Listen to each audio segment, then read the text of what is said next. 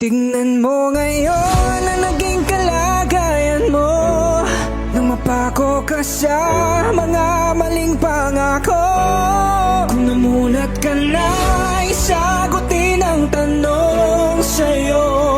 Sino ang sunod na pipiliin mo?